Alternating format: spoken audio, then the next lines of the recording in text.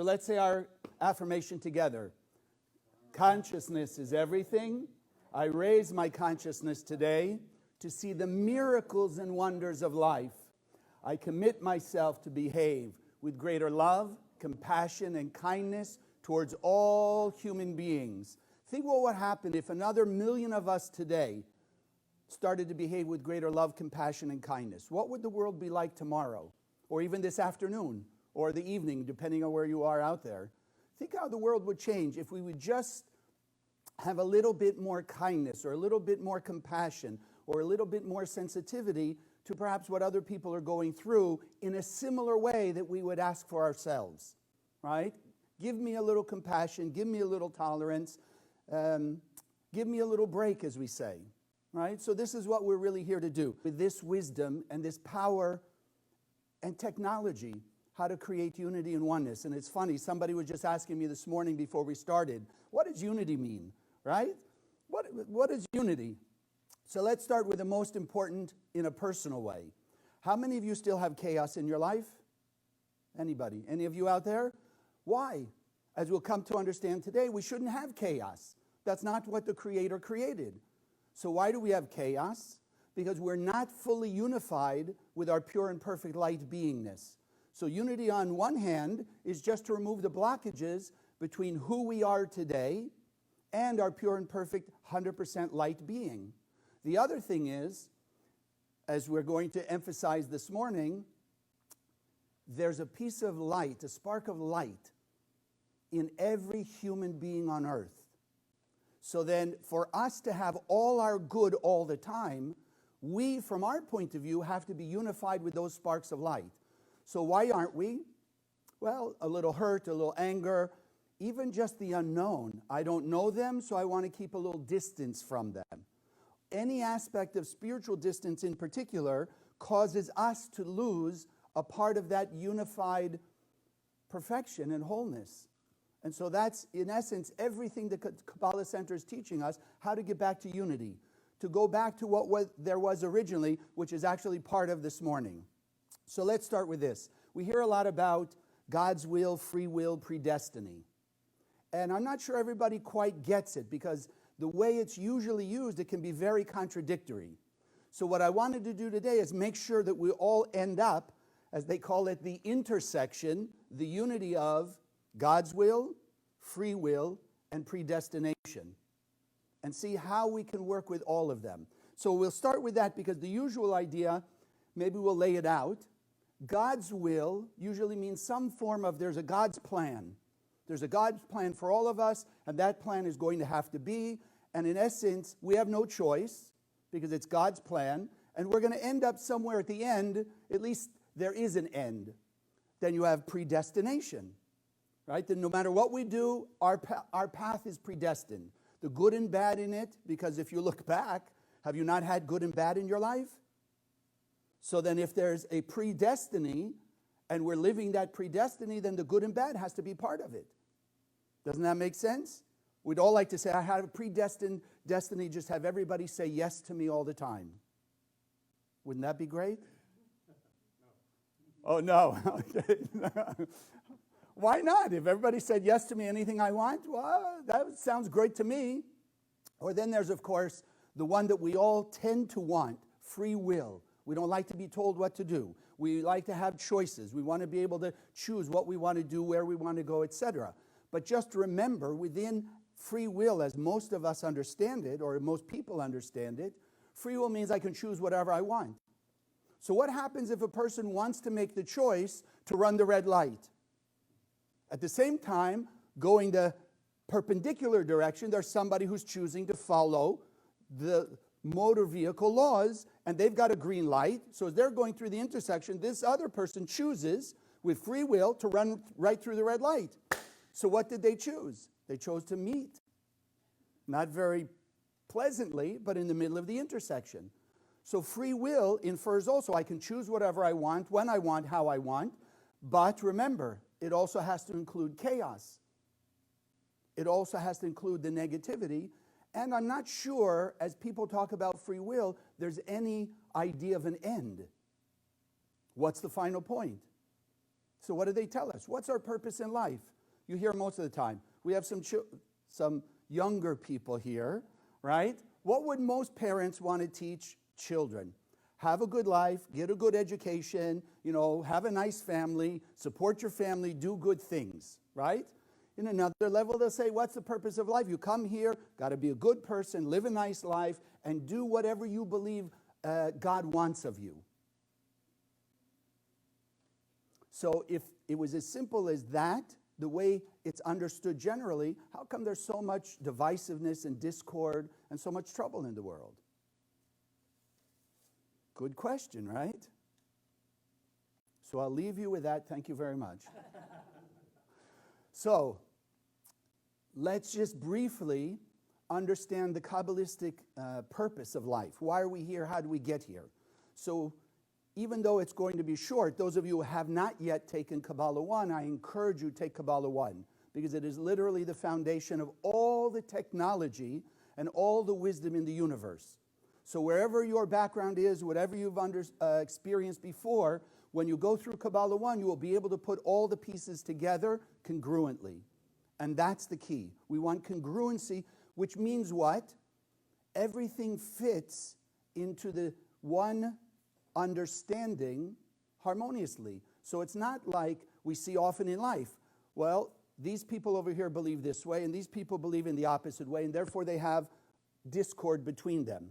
No, if we can get to the root source of the purpose of humanity and take away color, religion, nationality, background, but get to the essence of it, then we can all live in harmony. Still living to our fullest potential, but live in harmony. Just like the organs of the body. And of late, I keep going back to that. There's any of you out there whose heart doesn't function in a similar way to every person here or anybody else in the world? So do you out there say, well, no, I have a Chinese heart, I have an American heart, I have a Korean heart, I have this. No, the heart is the heart. It functions the same way. So the Kabbalists teach us humanity also functions similarly. And that's the whole wisdom of Kabbalah. So let's go into just this short but extremely powerful, and most important, what we're here to learn is not just an intellectual understanding and philosophy. What we're here today, as every day in the Kabbalah Center, is how to understand the wisdom and apply it to your life.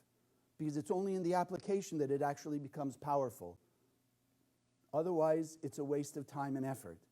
So, briefly, there was a world before creation, before the Big Bang. It's called the endless world. And in this endless world, there is the Creator, which Kabbalistically we have no real way to grasp, because it's eternal, it's infinite. And we're trying to grasp things with our finite mind that are eternal and infinite, very difficult. So the Kabbalists give us what's called technically the language of the branches, meaning examples that we can relate to in the physical world that will help us understand the spiritual world.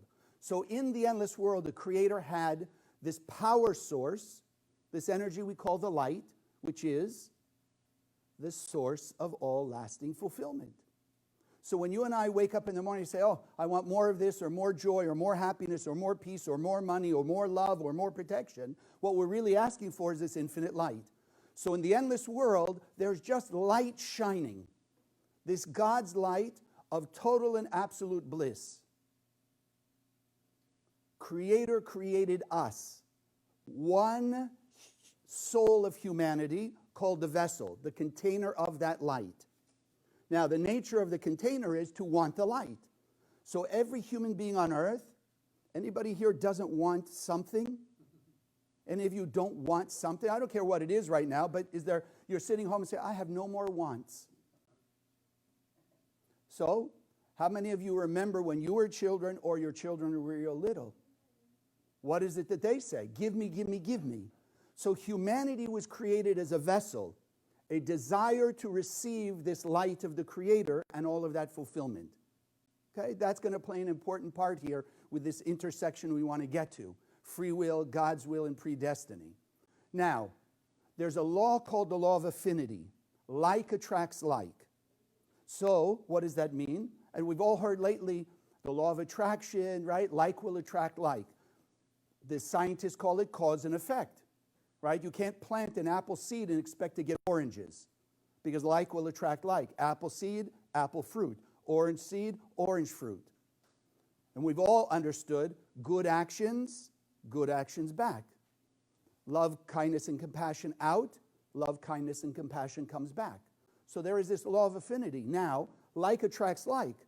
So what the Kabbalists teach us is the light and the vessel are opposites. The light is sharing, the vessel is receiving. They're opposites. And therefore comes, and again, I encourage you to go back to Kabbalah 1 or take Kabbalah 1. There's a Kabbalistic term, bread of shame, which simply means disaffinity. The light and the vessel, even though they're in the endless world, they're opposites.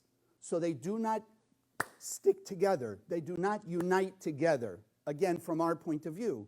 So the vessel, us, and remember, there's only one infinite soul of which we're all a part. So we collectively said, wait a second, we don't want to be different or distinct from the Creator. The Creator is sharing and therefore totally blissed out eternally. We are wanting to receive. We're not feeling the revelation of that light. So what did we do? We said, wait a second, pause, stop. Let's find a way and a means that we can act like God. And what was that? We, and if you're new, this is going to blow your mind, we, the human beings, or the vessel, we created the Big Bang. We create this world. Okay? Most people here got that idea, right? We did. Not the Creator, per se. We created this world. Why? Because our purpose here, and this is the key, the bottom line is, why are we in this world? Not just to be good people, not to have business, not to have a nice life, not to have a family, etc. The only reason we're here is one. Act like God. Share our light all the time. That's it. Simple. Every human being, every one of you, regardless race, color, nationality, religion, whatever it is, doesn't matter. It all boils down to one thing. We collectively decided we wanted to come here, act like God. To remove the disconnect, to remove the distinctions, if you will, between us, the vessel, and the light of the Creator. Hope it's clear. So the more we act like God, the more we do actions of sharing, the more we have affinity with the Creator, the closer we are. And that's our purpose. So that's it, simple. What stops us? How is it that we have created chaos? We. Nobody creates chaos in our life but us. You can't say, I believe in cause and effect, and I also believe in randomness. They're opposites. If I believe in cause and effect, then everything is exactly cause and effect, and there are no accidents. Everything is exact. Whatever action a person does, there's an equal and opposite, so to speak, effect of that. It's there. So then what is it that really causes us chaos and pain and suffering? Do you want to know? Yes. Nobody wants to know. Do you want to know? All of you out there. Remember, if you didn't yet, start a watch party. Let more people understand why we're here, because that will harmonize all of us. So what did you want to know? Oh, yes. Why are we causing the chaos? How do we do that? Simple. We don't understand our power. We don't understand how much power the Creator gave us, and therefore we don't make use of it.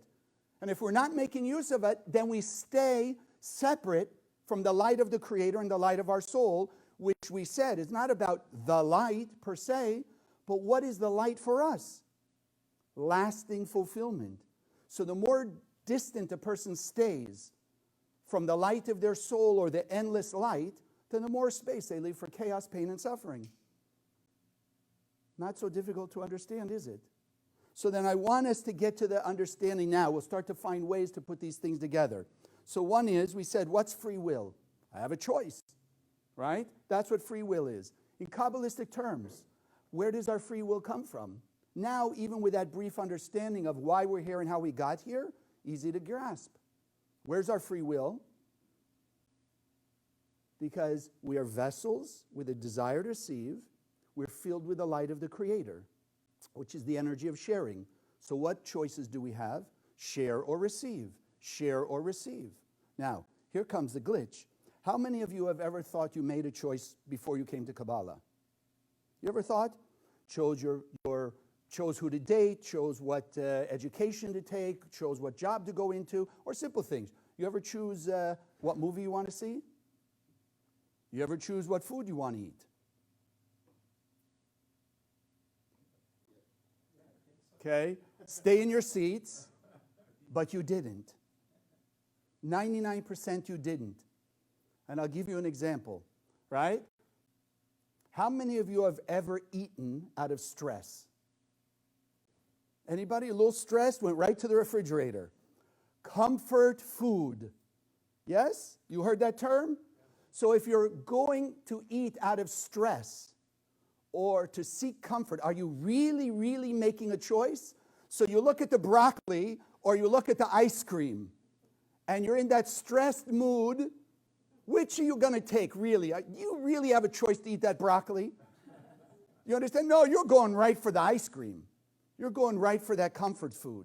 So do you really make a free will choice? No, not at all. We're driven by our habits.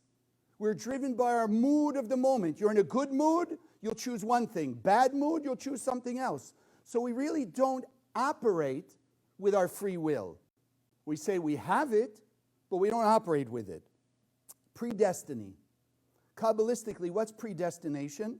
Simple. My favorite example is what I've learned from my teachers, the Rav and Karen Berg. You go, especially, well, I don't know who's going these days, but if you could remember a year ago, they have theaters, right? You go to the movies, they've got 5, 6, 8, 10, 20 movies going on at the same time. Yes? Now, how many of us have ever walked into a movie, watched it, and in the middle of the movie, you start screaming at the screen, don't open that door, don't go that way, watch out behind you, etc. Yes or no? Yes. Ever? Yes. Why? Do you think you're going to change the movie? Do you think your screaming at that character is going to make them say, oh, I heard I shouldn't open that door? No, it's predestined. The movie is already pre-done. So from A to Z, it's already done. That's predestination.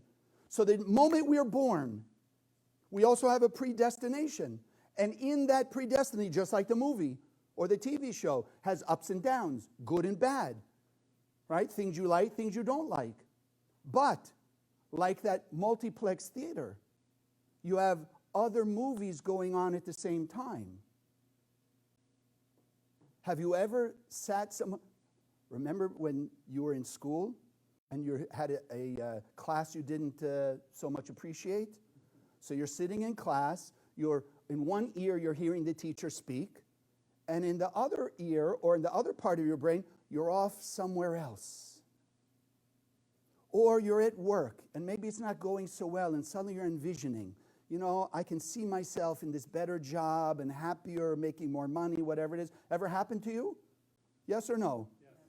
Exactly. Ever happened to you? Of course. We all have those things. What is that a sign of? We have parallel paths going on at the same time. We have alternative paths of life, destinies. Each one is A to Z. But if we jump from one to the next one up, higher, more fulfilling, more peaceful, more clarity, we're a higher being. We're more and more close to our 100%, right? We're rising. So there's many paths. And what determines which path we're on?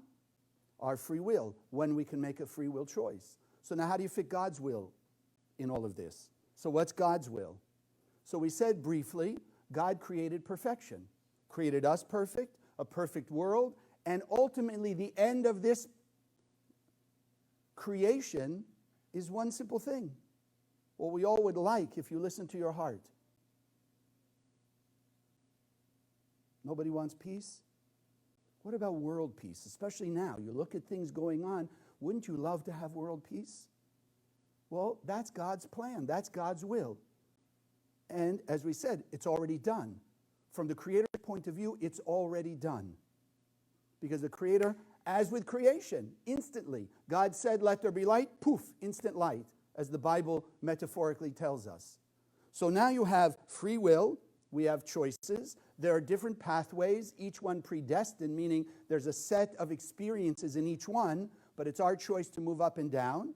And what's the Creator's will? That at the end, we will manifest the perfection, because that's all that there is perfection. So perfection already exists. That's the Creator's will. So now, what are we learning here? Think of it this way. How many gods are there? There's only one God. And therefore, if there's only one God, or we call it here in this universe the infinite light, what part of humanity, what part of the universe does it leave out?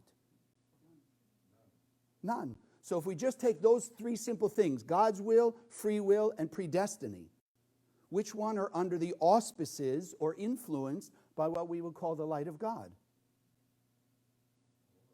All of them. And which one is not immersed in this infinite light of God? Free will, God's will, or predestiny? They're all. So then what's the power of Kabbalah? What we're doing here is unite them all. So there's one God that's all-encompassing. These three aspects are all within the frame of the Creator. And we have the free choice what to do with them, how to navigate. So let's now try and put them together, because what we're here to learn in the Kabbalah Center Spiritual Sunday is how to raise our consciousness and how to apply the tools of Kabbalah to help us have the strength to be able to go in these higher paths, to live a better life, to live faster into what the Creator created. Peace, harmony, perfection, eternal bliss in all ways. Don't you want that? Exactly. So it's already set out. And like we said then, we are the ones who are deciding. So then, if we're going to draw them all together, the beginning and end is done. We began in the endless world. We're going to end up in the endless world. And just at the end of this world, peace on earth, heaven on earth. That's already set. We can't do anything about it. We have parallel universes. Like many ways. If you're going to leave here in Boca and go home, or let's say we're all going to go to the same destiny, right? We all decided we're going to go from here, we're going to go somewhere down in Miami.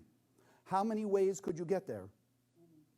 As many people as we are, you could all take a different path, but the beginning here in the Kabbalah Center, there at the end, that destination in Miami, it's the same, but we could all take different paths. Now, simple terms, all those paths are already set out. The streets, right? The streets, the highways, etc., they're already there. So we can take any one we want. Then where's our free will come in? We decide which path. We could take the long way, the short way, the more direct way. What else? We could walk, or we could ride a bike, or we could drive a car, right? So we're combining all of them together. That's the key. If we don't like where we are, how many people have you ever heard say, don't like where they are? God, why me? You ever heard anybody say that? Yeah, why me? Well, if you don't like the life you're in, then change it. Who has the power to change it? We do. Because the only reason we stay the same is we act in the same way. We don't change our behavior. What are most of us looking for? We're looking for the other people. I want you to change my life. If you'll do something differently, if you'll change how you interact with me, if you'll say yes to me, then my life will be great. No, you don't change parallel universes. So you stay the same up and down, the same chaos. How many of you ever had repetitive negative patterns happen to you? Same things over and over. The same trouble, the same difficulty. Only sometimes it doesn't look like it comes from the same person. It comes from different people. But it's the same thing in essence. Why? Because like attracts like. And if we stay the same, then it will stay the same. It will not change. So if you don't like your life, there's only one thing to do. Stop and decide you're going to change what you do, how you behave. Change the way you interact with people. Change the way you interact with yourself. Change the things you think about yourself. Because like we said, the source of all of our chaos, we don't understand the power of the Creator that we have within us. Because if we understood we had the power of the Creator, how many of you watch these like wizard shows where they can zap things and make them do this and dance or run away or teleport or this?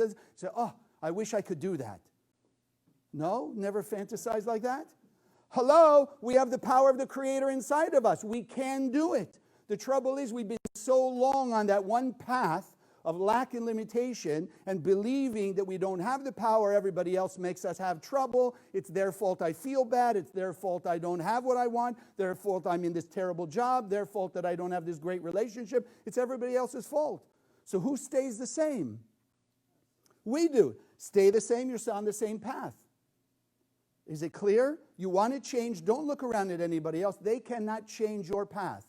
Only you can. How are we going to do it? Simple. When do you exercise free will? It said you have comfort food, you have the mood you're in, etc., etc. What didn't we do? We didn't pause, we didn't stop. So we didn't exercise free will. So if you're in a difficult situation, the moment you pause is the only time you can have free will. If you don't pause, then I don't care how good you are, how nice you are, how many nice things you've done, you just stay the same. And if you don't like your life as it is, that includes how nice you are now. So we have to make an effort to change. So the first step is simply pause. Something triggers me, pause, stop. Now I can think, I'm light in vessel. I have a choice. Give in to my comfort food. I can go right to the ice cream. Or maybe if I really want to, I'll have the broccoli. I can make a free will choice. And each one of those choices could be a different path of life. And each one takes a different route to the end, which is heaven on earth.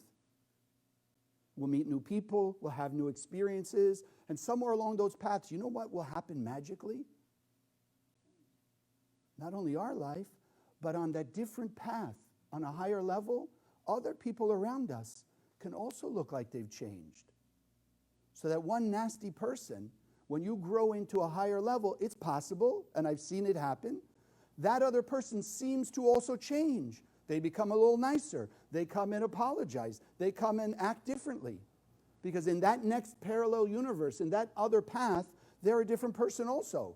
Now, in their life, they could still be on that lower path. So their conscious awareness is the lower path. They're still the mean, rotten, and nasty. But you and I have jumped to a higher level where they're now the nicer version of them. Because in the higher level, who are we? We're also the nicer version, are we not? That's the idea. So then if you really want to change, it's got to be pause, stop, and then what do? Then you act in uncomfortable sharing, which is your next level up. Nobody here, I don't believe any of you out there, don't share. But if we're still in chaos, where is that next level hiding? Where is that next thing hiding? Thank you. Where is our next level? It's hiding on the other side of our comfortable sharing. It's hiding on the other side. Bless you. See, it's true. Okay? Because if you hold the idea, God gave us 100%, so we're already complete. We already have 100%. There's nothing to get from the outside. There's only to step into past the border, past our barriers of comfortable sharing. And that's why one of the most difficult things that we teach you here, uncomfortable sharing. Because if you're sharing in your comfort zone, then you're staying on the same path. It's very simple. If an athlete only trains, let's say, to that certain level they're used to, how much better will their performance in their sport be? None. But to increase their performance in their sport, they've got to train uncomfortably. Lift more weight, run more, train more, whatever it may be. But they've got to do more, and it's uncomfortable. So how much more when the reward is the infinite light of the Creator, our 100% bliss? So we have to be willing to share uncomfortably. So I ask you right now, think of one person in your life, one situation, where you're not happy. Maybe there's a little difficulty. Maybe there's a little chaos. Maybe there's a choice that's come to you and you're not sure which path to take, which choice to make. Now, before you think about what you're going to get, think about what's the emotion that you're going through in that situation. Fear, uncertainty, greed, jealousy, sadness. What is it? If you don't change, that feeling is just going to get stronger. Because you continue down the path, the good can get better, but the bad also, the difficulty. So then here's your opportunity. Take that emotion, think of what its opposite.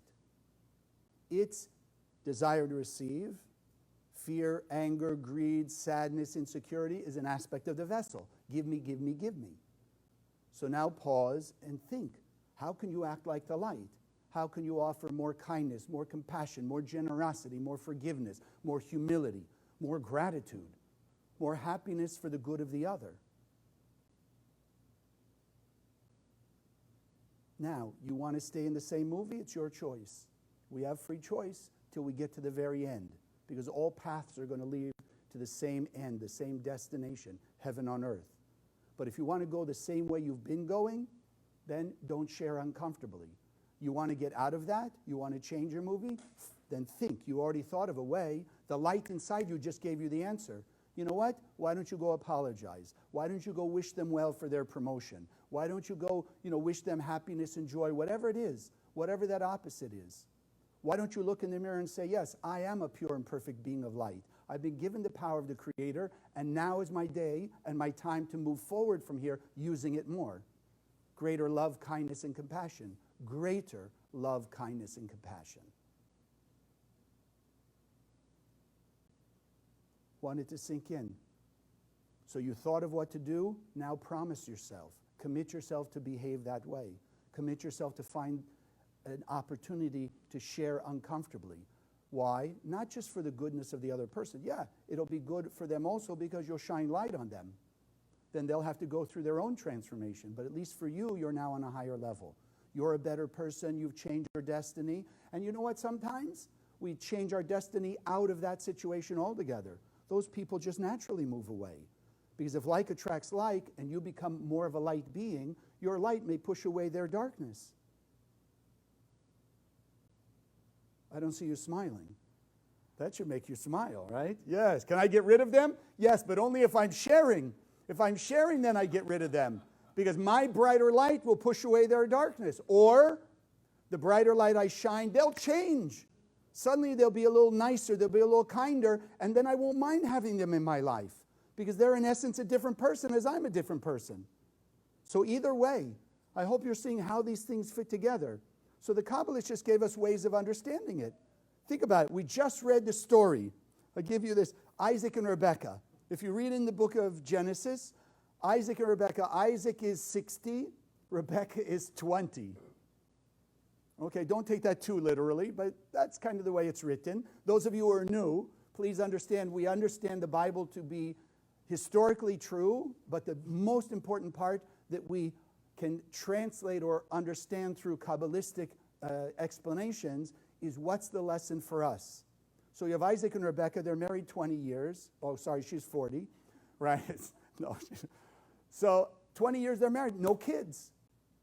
So you can't imagine these people on this level, all the time they're praying to have children, to bring in righteous children into the world, etc., etc. 20 years is not working. Then all of a sudden it says, and this is where we get it in the Bible, it says, and Isaac prayed for his wife. And then, because she was barren, and then she gave birth to children. She became pregnant. Now, sounds like a great story, but don't you and I pray all the time? Haven't you prayed for what you'd like to have? Did you always get it?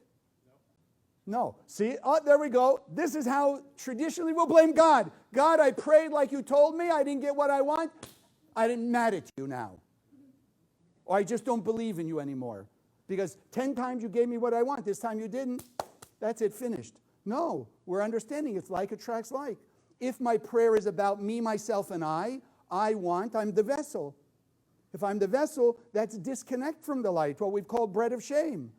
Further away, disaffinity. So I can't have what I really need because I've left that space of darkness. So what do the Kabbalists teach us? Isaac did as we're speaking about, and this is the lesson for us. He was willing to get on his donkey and ride, as they'll say, for 10 hours, meaning a long, uncomfortable journey, to go where? To the site of the Temple Mount, to there, which is the most powerful connection to the upper world in the physical world, to there pray to have righteous children. So it wasn't like he did for all those 20 years, just praying where he was. right? He goes out to the field. He meditates to be with God. He's praying for children. His wife should be, have the miracle of having children, et cetera, et cetera. No, it didn't work for 19 years, 364 days. But the one day he decided to go out of his comfort zone for her. For her. Because imagine from her point of view, 20 years she's barren. And she understood she was barren, not him. So imagine her pain. So they're praying almost 20 years. No. So Isaac, because he understood and is teaching us what we're saying now, he was willing to go that 10-day uncomfortable, out of his comfort zone journey so he could access the light, which is what it means, the area, the space of the Temple Mount, right? That place of the temple that would be built thousands of years later. And there he would make his spiritual connection to the light and shine light that literally would regenerate female organs in his wife so she could get pregnant. Where are we willing to go outside of our comfort zone for another person like that?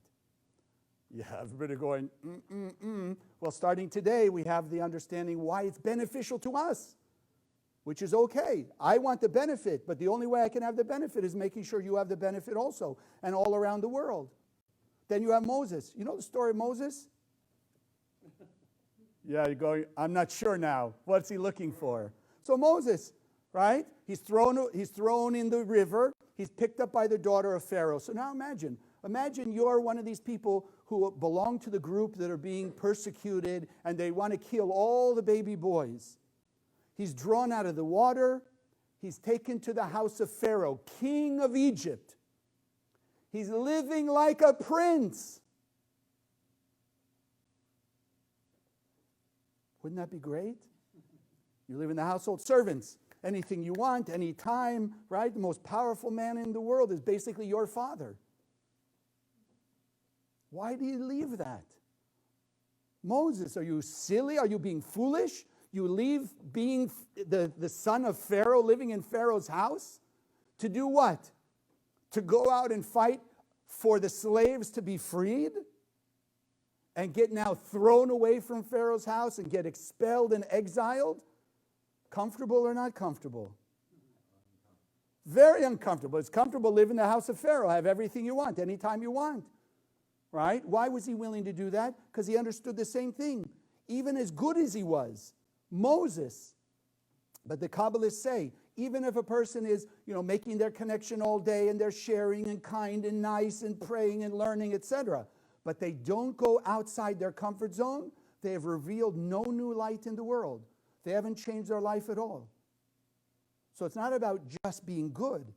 That's why we say greater love, kindness, and compassion. Do more because we want more, and more is available. It's not we're going to make it happen. It's already there. We're just taking a different path.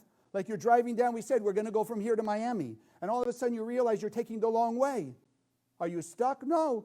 You use your GPS or you talk to Siri or whatever it is. She tells you, okay, make a right here and get on this road. It's faster and it's more direct. We can do that anytime. That's what they're teaching us. But it's not going to happen if we don't pause to have conscious free choice. Light vessel, proactive, reactive, uncomfortable sharing or stay in our comfort zone. Then you have real free choice. Then at least, if nothing else, it's a real free choice. So even if a person wants to stay the same, but at least it's free will. It's a conscious understanding what's coming. Right? I always go to the restaurant. You walk in a restaurant, if there are no prices on the menu, and you order whatever you want because maybe you think it's just a cheap restaurant, and then you get a bill like this, are you shocked? Probably, because you're expecting a bill like this, but there were no prices. Now you walk in the same restaurant, they got prices. Now you want to choose the most expensive stuff and 10 of them. At least you know what's coming. You follow? So it's a conscious free will choice. That's the idea. What are we learning here? How to make that conscious free will choice. So today is the day we want to start thinking about how can I go outside my comfort zone and share? Because strengthen your desire for more good, more blessings, more peace, more harmony. So I want to leave you with this story. Because the Zohar says, we're all using the power of God. Stay on the same path, we're using the same power of God that was put on inside of us in the endless world. change, you're using the power of the Creator. It's not our own power. Remember, we're vessels. But we have the ability of using that power of God to change paths, to go faster towards heaven on earth. It's in our hands. And the thing is, now you understand the path. It says in the Zohar, the way a person wants to go, that's where they'll be led. So if you're staying on one path and you want to just stay the same, then the world will show you all the reason to stay the same. And why not to change? But the moment you wake up and say, no, I want to change, because now I'm aware there are higher levels. My 100% is waiting for me. And I don't want to wait till the end of the journey to get there. I want to get there now and enjoy longer. So then I can use the power of the Creator, the tools, what we learn here in the center. Scan your Zohar, do the 72 names, transform. Use these tools. Give charity as a way to draw strength to be able to turn the path. Go to that higher level. Share uncomfortably. So you may have heard this story, but I want to use it a little differently this time, about the angels. And just to cut to the chase, so these angels are going out and doing all their angelic duties, right? Which means what really? Giving people the opportunity to share or receive, to change their nature or not. So they come to this one very poor house. It's a couple, very poor, rundown shack, whatever, and they come as beggars, and they ask if they can, be taken in and given some food. So this couple brings the angels in, feeds them everything they've got, gives them their bed, and the couple sleeps on the floor. And during the night, as the angels are leaving, one angel kills their cow, basically their source of income. Kills the cow and walks away. And as they're going, the other angel looks at them and says, why did you do that? They were so nice to us. They gave us their bed. They gave us all their food. They gave us everything they had. And you killed their cow, their source of income. And what did the angel say? They were destined on the path they were on. If they had stayed the same, the woman was destined to die. Because they shared uncomfortably. I mean, it's nice. You could say, okay, we'll sleep on the bed. Let's give you some nice hay, straw, something to sleep on here. Right? Nicer than sleeping outside. No, they gave their bed. They essentially gave their food. Uncomfortable transformational sharing. Because of that, they were able to move to the higher universe where she stayed alive and they found other ways to have sustenance and prosperity. That's the lesson we want. So if we are sitting here, we want to change our lives, use the tools. How many of you have one of these? Keep it with you. If you don't have one, make sure you got one in your car, have one with you. If you're already past this, get the set of Zohar, use the tools, 72 names, the Zohar. You say give charity. Awaken. That's what Kabbalah is teaching us, isn't it? Raise our consciousness, use the tools more powerfully, because if we really want to change our life, we have the tools, we have the wherewithal, we have the support. And as we do that and share uncomfortably, don't start looking. Well, I shared, what are they going to do for me? I gave over there, what's coming back to me now? No, we want to be like this. Share uncomfortably. Let those angels that you create by your uncomfortable sharing, let them go around and let them bring back to you that greater sense of peace, that greater sense of love, that greater sense of clarity, and that power of miracles. God bless.